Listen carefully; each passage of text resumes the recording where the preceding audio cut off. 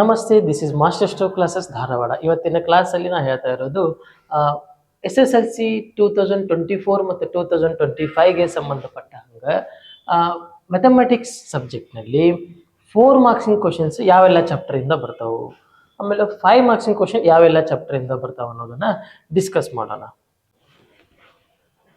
Arithmetic progression, ಸಮಾಂತರ ಶ್ರೇಣಿಗಳು. ಈ chapter ಮೇಲೆ ನಿಮಗೆ 4 ಮಾರ್ಕ್ಸಿನ ಕ್ವಶನ್ ಕೇಳ್ತಾನೆ. ಅಕಸ್ಮಾತ್ 4 ಮಾರ್ಕ್ಸಿನ ಕ್ವಶನ್ ಕೇಳಿಲ್ಲ ಅಂತಂದ್ರೆ ಇದ್ರ ಮೇಲೆ ಏನ್ ಕೇಳ್ತಾನವ, 5 ಮಾರ್ಕ್ಸಿನ ಕ್ವಶನ್ ಕೇಳ್ತಾನ. ಅಂದ್ರೆ ಒಂದು 4 ಅಥವಾ 5 ಫಿಕ್ಸ್, ಇದೇನ್ ಸ್ಟಾರ್ ಹಾಕ್ತೇನಲ್ಲ, ಒಂದು 4 ಮಾರ್ಕ್ಸ್ ಅಥವಾ 5 ಮಾರ್ಕ್ಸಿನ ಕ್ವಶನ್ ಫಿಕ್ಸ್ ಆಗಿ ಕೇಳ್ತಾನ. ಯಾವ ಚಾಪ್ಟರ್ ಮೇಲೆ? ಅರ್ಥಮೆಟಿಕ್ ಪ್ರೋಗ್ರೆಷನ್ ಮೇಲೆ.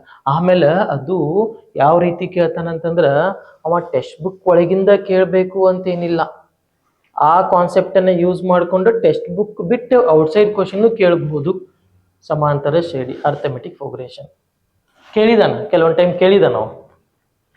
ನೆಕ್ಸ್ಟ್ ಆಮೇಲೆ ನಾವು ಕೂಡ ಅಪ್ಲೈಡ್ ಕ್ವಶನ್ ಸಾಲ್ವ್ ಮಾಡತ್ತೀವಿ. ಟೆಕ್ಸ್ಟ್ ಬುಕ್ ಒಳಗಿನೂ ಅಷ್ಟೇ ಅಲ್ಲ, ಟೆಕ್ಸ್ಟ್ ಬುಕ್ ಬಿಟ್ಟು ಹೊರಗಿನ ಕ್ವಶನ್ಸ್ ನಾವು ಆಲ್ರೆಡಿ 50% ಕ್ವಶನ್ ಸಾಲ್ವ್ ಮಾಡೇವಿ. AP ಮೇಲಂತೂ ಒಂದು 20 ವಿಡಿಯೋ ಸಾಲ್ವ್ ಮಾಡಿರ್ಬೇಕು ನಾವು. ಸೊ ಇದು important chapter, arithmetic progression. Next ಇನ್ನು ಲೀನಿಯರ್ ಈಕ್ವೇಶನ್ ಇನ್ 2 ವೇರಿಯೇಬಲ್ ಮೇಲೆ ಇದು 4 ಮಾರ್ಕ್ಸಿನ ಕ್ವಶನ್. ಇದ್ರಾಗ ಇದು ಫಿಕ್ಸ್ 4 ಮಾರ್ಕ್ಸ್. ಅದು ಏನ್ ಕೇಳ್ತಾನ? ಗ್ರಾಫ್ ಕೇಳ್ತಾನ. ಗ್ರಾಫ್ ಹಾಕೋದು ಕೇಳ್ತಾನ. ಅದು ಸಿಂಪಲ್ ಆಗಿ ಇರ್ತೈತಿ, ಈಸಿಲಿ ಸಾಲ್ವ್ ಮಾಡ್ಬೋದು. ಸೊ ಇಲ್ಲಿ 4 ಮಾರ್ಕ್ಸಿನ ಕ್ವಶನ್. ಇದು ಏನು? ಇದು 4 or 5 ಮಾರ್ಕ್ಸ್ ಕ್ವಶನ್. ಇದು ಪಕ್ಕಾ 4 ಮಾರ್ಕ್ಸ್ ಕ್ವಶನ್. ಇದು pair of linear equation in 2 variable ಐತಲ್ಲ, ಇದು ಪಕ್ಕಾ 4 ಮಾರ್ಕ್ಸಿನ ಕ್ವಶನ್. ಇದು ಪಕ್ಕಾ 4 marks question. Next application of trigonometry, ತ್ರಿಕೋನಮಿತಿಯ ಕೆಲವು ಅನ್ವಯಗಳು ಅಂತ ಚಾಪ್ಟರ್ ಬರ್ತೈತಿ. ಸೊ ಈ ತ್ರಿಕೋನಮಿತಿಯ ಕೆಲವು ಅನ್ವಯಗಳು ಚಾಪ್ಟರ್ ಮೇಲೆ ನಿಮ್ಗೆ 4 ಮಾರ್ಕ್ಸಿನ ಕ್ವಶನ್ ಕೇಳಬಹುದು. 4 ಮಾರ್ಕ್ಸಿನ ಕ್ವಶನ್ ಕೇಳ್ಬೋದು. ಆಕ್ಚುಲಿ ಅವ 4 ಮಾರ್ಕ್ಸಿನ 4 ಕ್ವಶನ್ ಕೇಳ್ಬೇಕ, ಬಟ್ ಇದ ಚಾಪ್ಟರ್ನಿಂದ 100% ಅನ್ನಕ್ ಬರಂಗಿಲ್ಲ. ಸೊ ಯಾವೆಲ್ಲ ಚಾಪ್ಟರ್ ಮೇಲೆ ಕೇಳ್ಬೋದು ಅನ್ನಕ್ ನಾನು ನಿಮ್ಗೆ ಹೇಳತ್ತೇನೆ. ನೆಕ್ಸ್ಟ್ ಈಗ ಸರ್ಫೇಸ್ ಏರಿಯಾ ಅಂಡ್ ವಾಲ್ಯೂಮ್ ಮೇಲೆ, ಈ ಚಾಪ್ಟರ್ ಮೇಲೆ ಇದು ಸ್ಟಾರ್, ಇದು ಇಂಪಾರ್ಟೆಂಟ್ ಚಾಪ್ಟರ್. ಇಲ್ಲಿ 4 ಮಾರ್ಕ್ಸ್ ಆರ್ 5 ಮಾರ್ಕ್ಸ್ ಎರಡು ಕೇಳ್ಬೋದು. ಈ ಚಾಪ್ಟರ್ ಮೇಲೆ ಏನೋ ಕೇಳ್ಬೋದು ಅವ, 4 or 5 ಮಾರ್ಕ್ಸ್ ಎರಡು ಕೇಳ್ಬೋದು. ಎರಡು ಎಟ್ ಎ ಟೈಮ್ ಏನ್ ಕೇಳಂಗಿಲ್ಲ.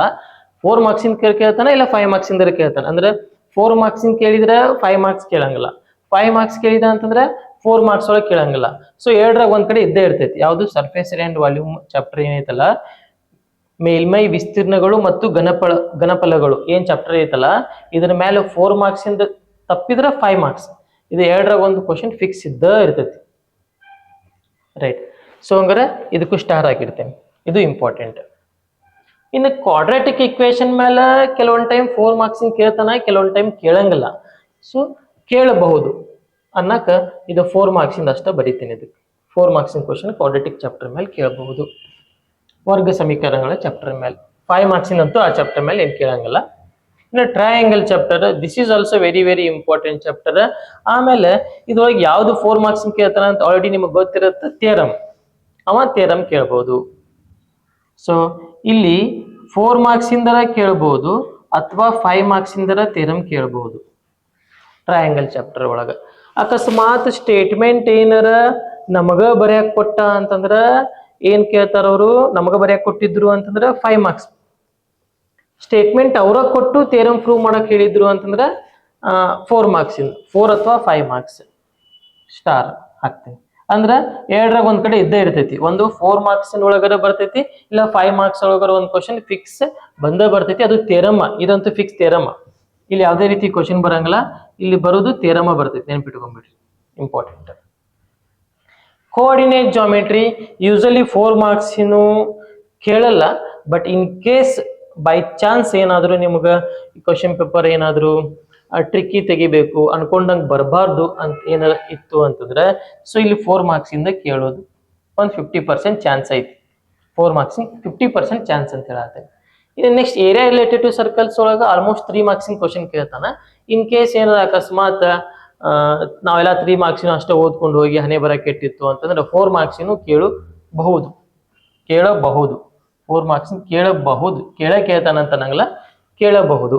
ಇದು ಕೋಆರ್ಡಿನೇಟ್ ಜಾಮೆಟ್ರಿ ಮೇಲೆ ಕೇಳತಾನ ಅಂತ ಹೇಳಕ್ ಬರಂಗಿಲ್ಲ, ಕೇಳಬಹುದು. ಬಟ್ ಟ್ರಯಾಂಗಲ್ ಚಾಪ್ಟರ್ ಮೇಲೆ 4 ಮಾರ್ಕ್ಸ್ ಆರ್ 5 ಮಾರ್ಕ್ಸ್ ಎರಡರಾಗ ಒಂದ್ ಕಡೆ ಫಿಕ್ಸ್ 100% ಕೇಳ್ತಾನೆ. ಇದು 100%, ಇದು 100% ನೋಡ್ರಿ. ಟ್ರಯಾಂಗಲ್ 4 ಆರ್ 5 ಮಾರ್ಕ್ಸಿನ ಒಂದು ಫಿಕ್ಸ್ ಕ್ವಶನ್ ಇಲ್ಲಿ ಇದ್ದೇ ಇರ್ತೈತಿ.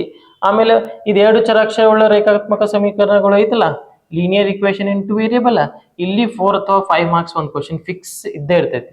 ಇವೇನ್ ಬಾಕ್ಸ್ ಹಾಕಿದ್ದು 100%. ಆಮೇಲೆ ಅರ್ಥಮೆಟಿಕ್ ಫೋಗ್ರೇಷನ್ ಐತಲ್ಲ, ಇದು ಅರ್ಥಮೆಟಿಕ್ ಫೋಗ್ರೇಷನ್ ಮೇಲೆ ಇದಂತೂ 4 ಅಥವಾ 5 ಮಾರ್ಕ್ಸ್ ಇರ್ತೈತಿ. ಆಲ್ಮೋಸ್ಟ್ 4 ಮಾರ್ಕ್ಸ್ ಇಂದ ಕೇಳ್ತಾನವ. ಅದು ಒಂದ್ ಟೈಪ್ ಅಪ್ಲೈಡ್ ಇದ್ದಂಗೆ ಇರ್ತೈತಿ. ಅದು ಇದು ಒಂದ್ ಟೈಪ್ ಅಪ್ಲೈಡ್ ಕ್ವಶನ್ ಇದ್ದಂಗೆ ಇರ್ತೈತಿ. ಓಕೆ, ನೆಕ್ಸ್ಟ್ ಇನ್ನು ಸರ್ಫೇಸ್ ಆ್ಯಂಡ್ ವಾಲ್ಯೂಮ್. ಈ ಸರ್ಫೇಸ್ ಆ್ಯಂಡ್ ವಾಲ್ಯೂಮ್ ಮೇಲೂ ಇದು ಫಿಕ್ಸ್ 4 ಅಥವಾ 5 ಮಾರ್ಕ್ಸ್ ಎರಡರಾಗ ಒಂದ್ ಕಡೆ ಫಿಕ್ಸ್ ಕೇಳೋ ಚಾನ್ಸ್ ಇದ್ದ ಇರ್ತೈತಿ.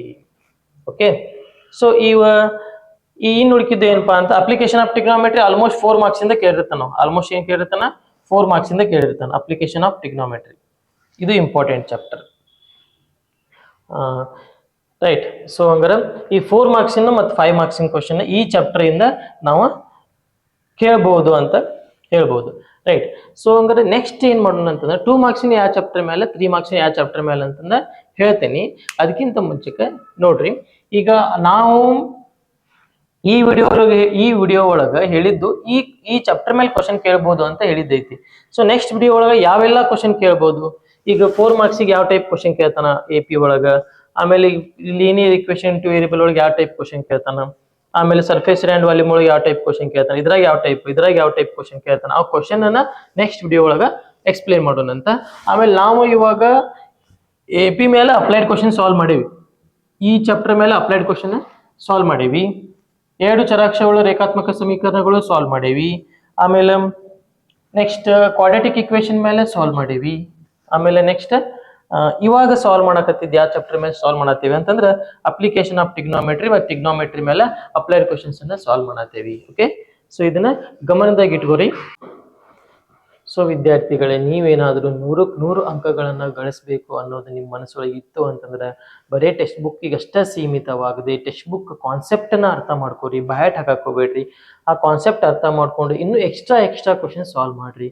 ನಾವು ಎಷ್ಟೊಂದು ಕ್ವಶನ್ ಸಾಲ್ವ್ ಮಾಡಿರ್ತೀವಿ, ಅದನ್ನ ಬಿಟ್ಟು ಸದ್ಯಕ್ಕೆ ಇನ್ನೂ ನೀವು ಎಕ್ಸ್ಟ್ರಾ ಕ್ವಶನ್ಸ್ ಅನ್ನ ಸಾಲ್ವ್ ಮಾಡ್ಬೋದು. ಯಾರಾದ್ರೂ 100ಕ್ಕೆ 100 ಅಂಕ ಮ್ಯಾಥಮೆಟಿಕ್ಸ್ ಸಬ್ಜೆಕ್ಟ್ ಅಲ್ಲಿ ತಗೋಬೇಕು ಅನ್ನೋಂಗಿತ್ತಂದ್ರೆ, ಯಾಕಂದ್ರೆ ಯಾವ ಚಾಪ್ಟರ್ ಒಳಗೆ ಯಾವ ಬೇಸ್ ಮೇಲೆ ಕ್ವಶನ್ ತೆಗಿತಾನ ಅನ್ನೋದನ್ನ ಈ ವರ್ಷ ಹೇಳಕ್ ಬರಂಗಿಲ್ಲ. ಯಾಕಂತಂದ್ರೆ ಈ ವರ್ಷ 20% ಸಿಲೆಬಸ್ ರಿಡ್ಯೂಸ್ ಮಾಡಿದ್ದಾರೆ. ಯಾವಾಗ ಅವರು ನಮಗೆ ಸಿಲೆಬಸ್ ರಿಡ್ಯೂಸ್ ಮಾಡಿರ್ತಾರಲ್ಲ, ಅವಾಗ 200% ಅವರು ಸ್ವಲ್ಪ ಅಪ್ಲೈಡ್ ಕ್ವಶನ್ಸ್ ಅನ್ನ ಕೇಳ್ಬೋದು. ಯಾಕಂದ್ರೆ first of all syllabus reduce ಮಾಡಿರ್ತಾರೆ, ಸಿಲೆಬಸ್ ಕಡಿಮೆ ಆಗಿರ್ತೈತಿ.